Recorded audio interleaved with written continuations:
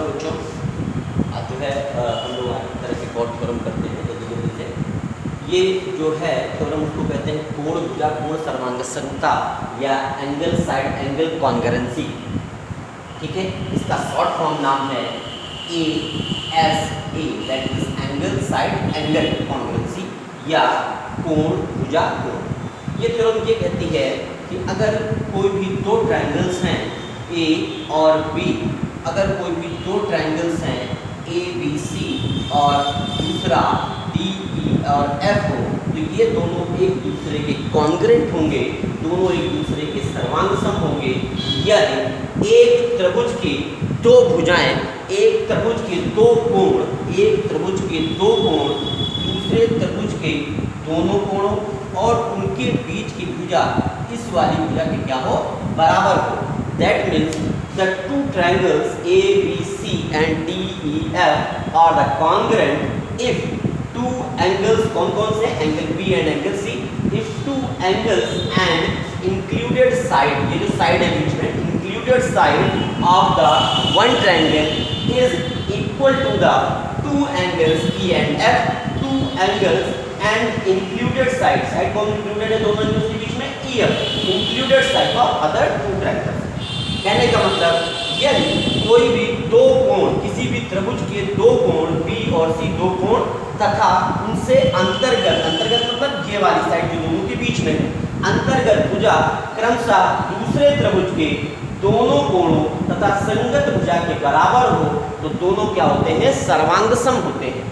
ठीक है, तो सबसे पहले इसमें हम लोगों को पता है, मैं अभी आपको भेज दूंगा। सबसे पहले दिया है लिखते हैं या गिवन लिखते हैं। ठीक है, गिवन ये होता है।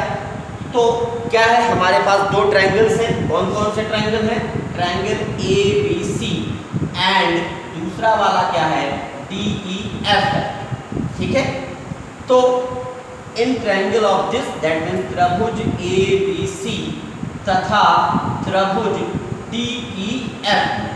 ठीक है, मैं प्रॉपर नोट्स इसका भेज दूंगा, फिलहाल मैं जल्दी से करा देता हूं उसको।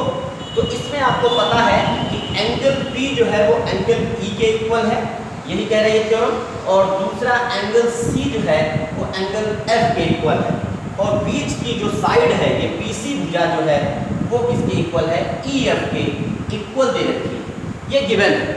तो आपको प्रूफ करना है, आपको सिद्ध करना है।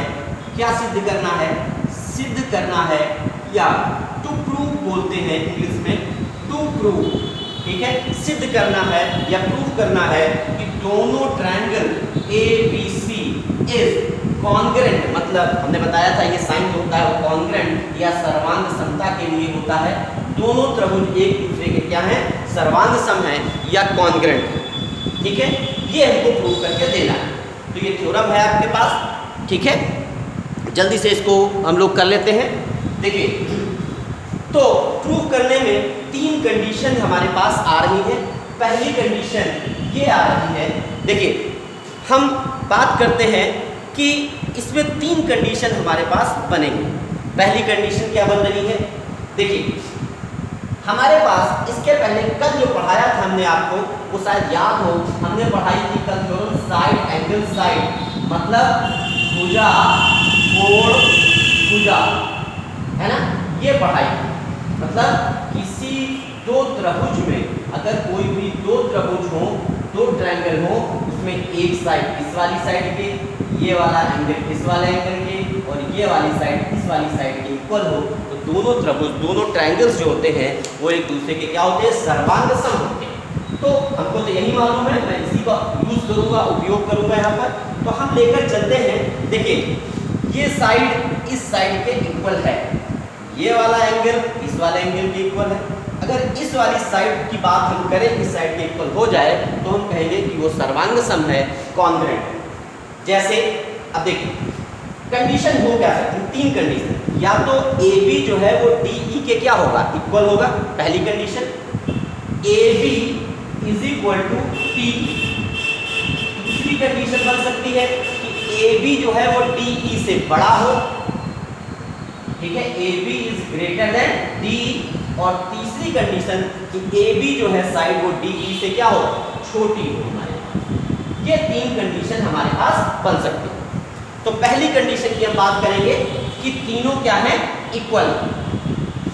ठीक है, तो अगर पहली कंडीशन लेकर चले, पहली कंडीशन कि if AB is equal to DE, दोनों इक्वल है, ये साइड इस साइड के क्या है, इक्वल है, तो in triangle ABC and triangle DEF, इन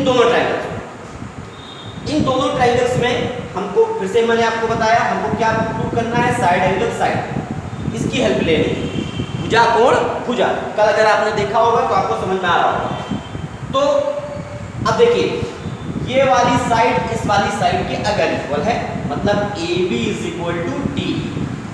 ठीक है, दूसरा ये वाला एंगल इस वाले एंगल के इक्वल है। क्यों इक्वल है? क्योंकि ये हमको गिवन था, दिया हुआ था। क्या है ये? दिया हुआ। ठीक, तीसरी ये वाली साइड इस वाली साइड के भी इक्वल है, मतलब BC is equal to EF, और ये भी हमको क्या है, दिया हुआ है, गिवन है। तो जब ये चीजें हो गई, यहाँ से क्या कहेंगे, ये साइड इस साइड के इक्वल, क्लियर, ये एंगल इस एंगल के इक्वल, ये साइड इस साइड के इक्वल, साइड एंगल साइड, ये लगाएंगे थ्योरम। तो क्या कहेंगे, बाय साइड एंगल साइड, मतलब भुजा कोण भुजा से।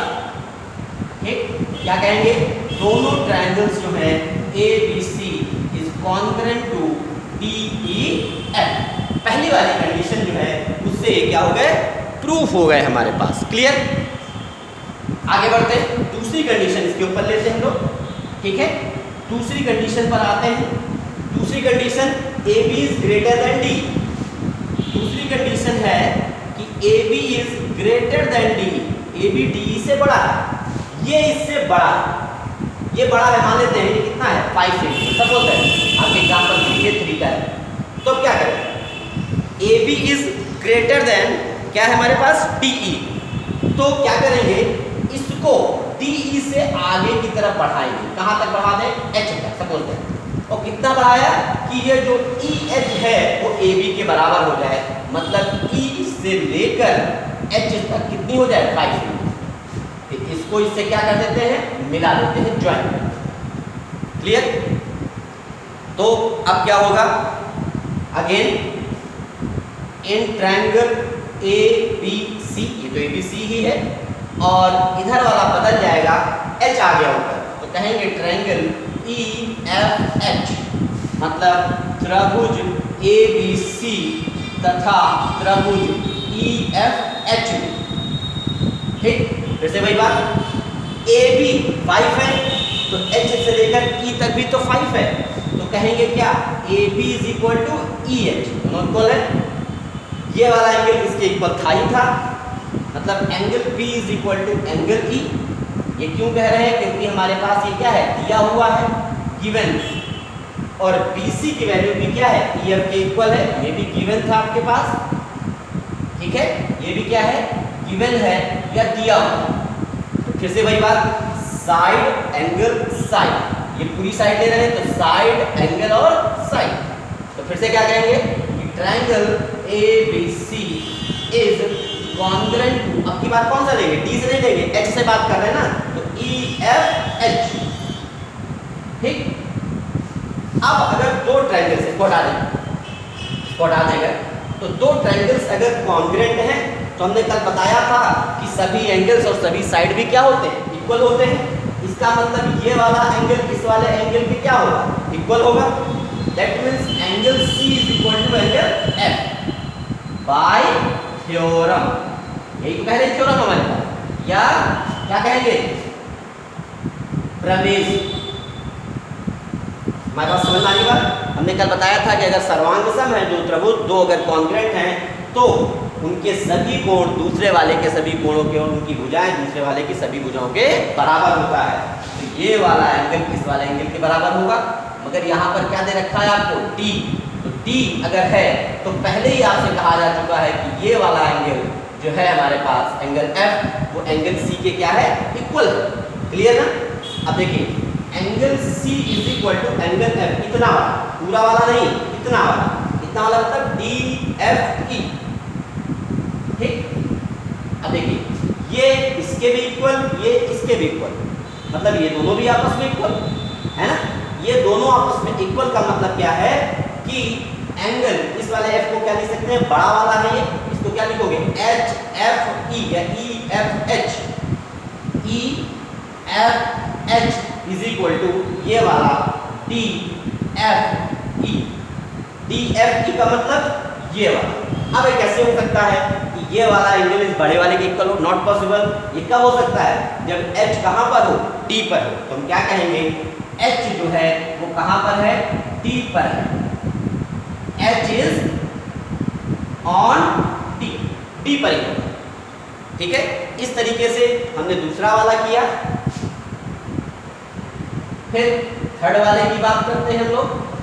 ठीक है, थर्ड मतलब A B is lesser than, छोटा है। ये हमारे पास क्या था, डी ई और ये एफ, ये वाला एंगल, इस वाला एंगल क्या था, इक्वल।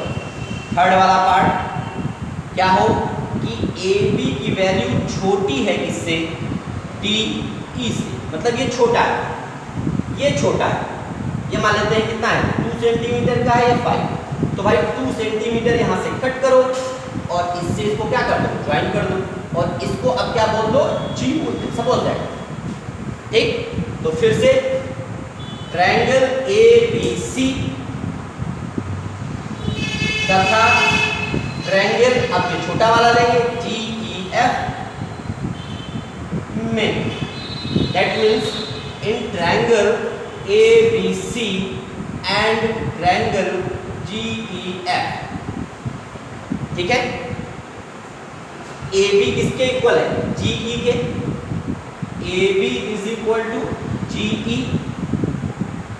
ठीक, बी सी की वैल्यू ई एफ के इक्वल है, और ये वाला एंगल इसके इक्वल तो था ही था, मतलब angle B is equal to angle E.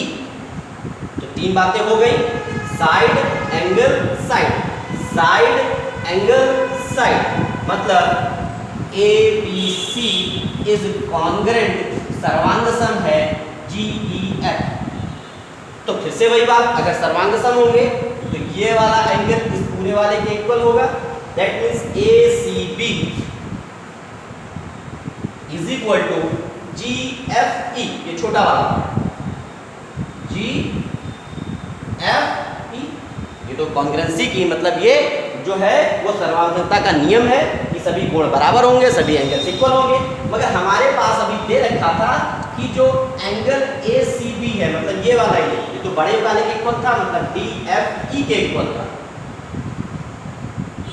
तो यही इसके इक्वल, यही इसके इक्वल, तो हम क्या कहेंगे, ये भी दोनों आपस में क्या है, इक्वल है। तो G F E is equal to D F E, ये दोनों आपस में इक्वल। जी एफ ई मतलब ये वाला, डी एफ ई का मतलब ये वाला। अब ये दोनों, ये आपको दिखाई दे रहा है, छोटा ये बड़ा है, तो दोनों बराबर कैसे हो सकते हैं, इक्वल नहीं हो सकते। इक्वल कब होंगे कि जब ये जी कहाँ पर हो, डी पर ही। मतलब क्या है हमारे पास कि ट्रायंगल ए बी सी जो है वो कॉन्ग्रेंट होगा किसके, डी ई एफ। क्लियर? तो इस तरीके से हमारे पास ये थ्योरम प्रूफ हो गई है।